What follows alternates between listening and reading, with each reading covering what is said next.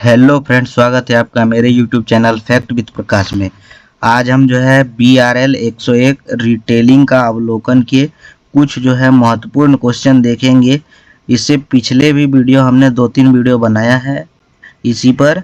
तो अगर आपने वो वीडियो नहीं देखा है तो वो वीडियो ज़रूर देख लें, क्योंकि उसमें जो है हमने मोस्ट इम्पोर्टेंट क्वेश्चन को रखा था।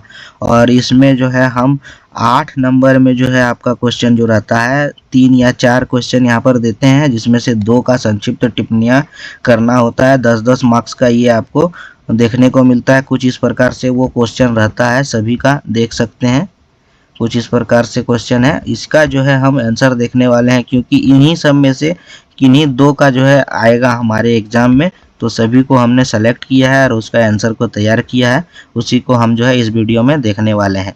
तो चलिए वीडियो को स्टार्ट करते हैं। सबसे पहला है हमारा cash and carry. Cash and carry थोक व्यापार का एक रूप है।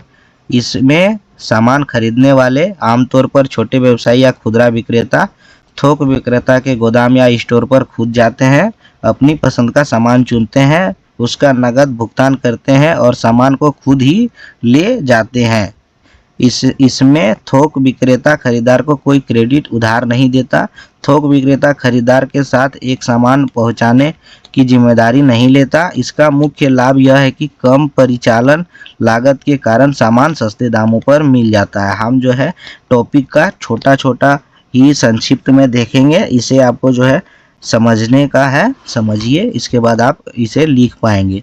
दूसरा है SEO एंड SEM। ये दोनों डिजिटल मार्केटिंग और ई-कॉमर्स के महत्वपूर्ण भाग हैं जो वेबसाइट पर ट्रैफिक बढ़ाने का काम करते हैं। SEO सर्च इंजन ऑप्टिमाइजेशन, यह एक मुफ्त प्रक्रिया है। इसके अंतर्गत वेबसाइट की सामग्री, कीवर्ड्स और डिजाइन को इस तरह सुधारा जाता है कि गूगल या अन्य सर्च इंजन पर कोई सर्च करने पर आपकी वेबसाइट बिना पैसा दिए सबसे ऊपर दिखाई दे। इसमें समय लगता है, लेकिन यह दीर्घकालिक होता है। SEM जो है क्या है, यह एक सशुल्क यानी पेड प्रक्रिया है। इसके अंतर्गत सर्च इंजन जैसे गूगल एड्स को पैसे देकर अपनी वेबसाइट का विज्ञापन सर्च रिजल्ट में सबसे ऊपर या अलग से दिखाया जाता है। इसे पे पर क्लिक PPC भी कहते हैं। इससे तुरंत ट्रैफिक मिलता है। तीसरा जो है हमारा मनोवैज्ञानिक मूल्य निर्धारण। यह एक विपणन रणनीति है जो उपभोक्ताओं की मानसिक या भावनात्मक स्थिति को प्रभावित करने के लिए उपयोग किया जाता है, न केवल उत्पाद की वास्तविक लागत के आधार पर। उसका उद्देश्य उत्पाद को सस्ता एवं अधिक मूल्यवान दिखाना होता है। उदाहरण के लिए किसी वस्तु की कीमत 500 रखने के बजाय 499 रखना। इंसानी दिमाग 499 को 500 के बजाय 400 की रेंज में देखता है, जिससे ग्राहक को लगता है कि उसे एक अच्छी डील मिल रही है। इसे ऑड प्राइजिंग भी कहा जाता है। अब जो है अगला देखेंगे, कार्यस्थल में नैतिकता के प्रबंधन के लाभ। किसी भी व्यवसाय कार्यस्थल पर नैतिक सिद्धांतों को लागू करने और प्रतिबंधित करने के निम्नलिखित मुख्य लाभ होते हैं। पहला जो है कर्मचारियों की उत्पादकता में वृद्धि। जब कार्यस्थल पर सभी के साथ समान और न्यायपूर्ण व्यवहार होता है तो कर्मचारियों का मनोबल और कंपनी के प्रति वफादारी बढ़ती है।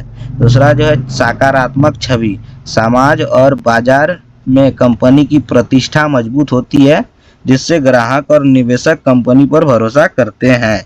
तीसरा जो है कानूनी समस्याओं से बचाव। नैतिक रूप से काम करने वाली कंपनियों में नियमों का उल्लंघन कम होता है, जिससे वे कानूनी मुकदमे और भारी जुर्माने से बची रहती है। चौथा जो है टीम वर्क और बेहतर कार्य वातावरण। कार्यस्थल पर आपसी मतभेद कम होते हैं और खुला व सुरक्षित वातावरण तैयार होता है। उसके बाद जो है ई टेलिंग हम लोग देखेंगे। ई टेलिंग का अर्थ होता है इलेक्ट्रॉनिक रिटेलिंग। इंटरनेट के माध्यम से सीधे अंतिम उपभोक्ताओं को वस्तुओं और सेवाओं को बेचना ई टेलिंग कहलाता है। यह ई कॉमर्स का ही एक हिस्सा है, बिजनेस टू कंज्यूमर। इसकी विशेषताएं हैं, इसके लिए किसी भी भौतिक दुकान की आवश्यकता नहीं होती है। ग्राहक घर बैठे वेबसाइट या मोबाइल ऐप के जरिए ऑर्डर कर सकते हैं अपने सामान को। उदाहरण के लिए अमेजॉन, फ्लिपकार्ट, मंत्रा आदि ई टेलिंग के सबसे बड़े उदाहरण हैं। अब है पीओएस सॉफ्टवेयर। पीओएस सॉफ्टवेयर पूरा नाम हुआ पॉइंट ऑफ सेल सॉफ्टवेयर है। यह डिजिटल सिस्टम है जिसका उपयोग खुदरा दुकानों, होटलों या रेस्तरां में चेकआउट, बिलिंग, काउंटर पर किया जाता है। कार्य इसका जो है, जब कोई ग्राहक सामान खरीदता है तो यह सॉफ्टवेयर बारकोड स्कैन करके उत्पाद की कीमत जोड़ता है, बिल बनाता है और भुगतान स्वीकार करता है। अन्य लाभ जो है इसके, यह केवल बिलिंग नहीं करता बल्कि स्टोर के स्टॉक को भी ट्रैक करता है कि कौन सा सामान बिक गया और कौन सा स्टॉक में कम है। अगला देखते हैं प्रौद्योगिकी चयन को प्रभावित करने वाले तत्व। जब कोई व्यवसाय या रिटेलर अपने काम के लिए किसी तकनीक का चुनाव करते हैं तो निम्नलिखित कारक उसे प्रभावित करते हैं। पहला जो है लागत। तकनीक को खरीदने, स्थापित करने और उसे रखरखाव का खर्च बजट के भीतर होना चाहिए। उपयोग में आसानी।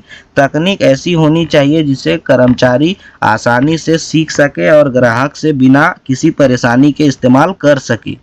तीसरा जो है व्यवसाय की आवश्यकता और आकार। तकनीक व्यवसाय के पैमाने के अनुकूल होने चाहिए। एक छोटी दुकान और एक बड़े सुपरमार्केट की तकनीकी ज़रूरतें अलग होती हैं। सुरक्षा। तकनीक विशेषकर बिलिंग और डेटा सॉफ्टवेयर ग्राहकों के वित्तीय और व्यक्तिगत डेटा को सुरक्षित रखने में सक्षम होनी चाहिए। भविष्य में विस्तार की क्षमता। तकनीक ऐसी होनी चाहिए जो व्यवसाय को बढ़ने पर अपग्रेड की जा सके। चौथा जो है मम पॉप स्टोर। मम एंड पॉप स्टोर एक पारंपरिक छोटा और पारिवारिक स्वामित्व वाला व्यवसाय या खुदरा दुकान होता है। इसकी विशेषता है ये आमतौर पर एकल स्वामित्व या परिवार के सदस्य द्वारा ही संचालित की जाती है। ये किसी बड़ी चेन या कॉरपोरेट का हिस्सा नहीं होता है। उदाहरण के लिए हमारे आसपास स्थानीय किराना दुकानें, नुक्कड़ के जनरल स्टोर या छोटी दर्जी की दुकानें। ये दुकानें अपने स्थानीय ग्राहकों के साथ व्यक्तिगत संबंधों और बेहतर सेवा के लिए जानी जाती है।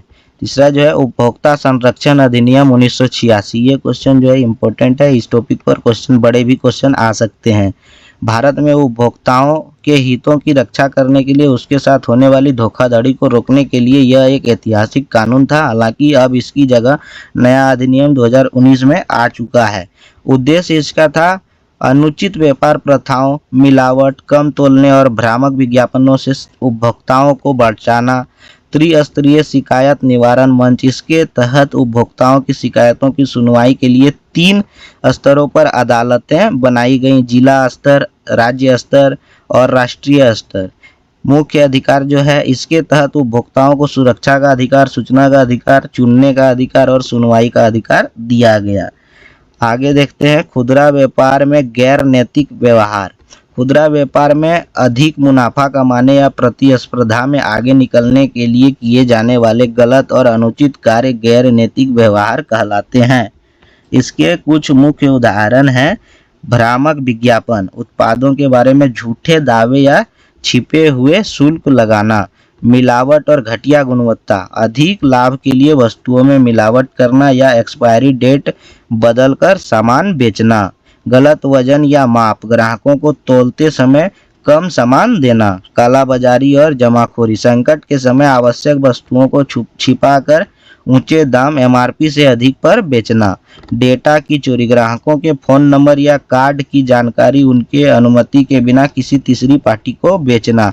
ये सब जो है गैर नैतिक व्यवहार हैं। तो यहाँ तक हमने देखा जो ये 8 नंबर के क्वेश्चन में किन्हीं 2 का आंसर देना होता है, उसका हमने जो है क्वेश्चन को देखा। आगे एक आख वीडियो हमारा जो है और आ सकता है इसी कोर्स पर, इसीलिए जो है चैनल को सब्सक्राइब कर लें। और जिन्होंने हमारा पुराना वीडियो नहीं देखा है BRL 101 रिटेलिंग का अवलोकन का, तो वो जो है चैनल पर अपलोड है वीडियो, जाकर के देख लें। ये सभी जो है मोस्ट इम्पोर्टेंट क्वेश्चन है और इन्हीं से जो है हमारे एग्जाम में आने की संभावना ज़्यादा रहता है और हम उसी क्वेश्चन को लेकर के आते हैं।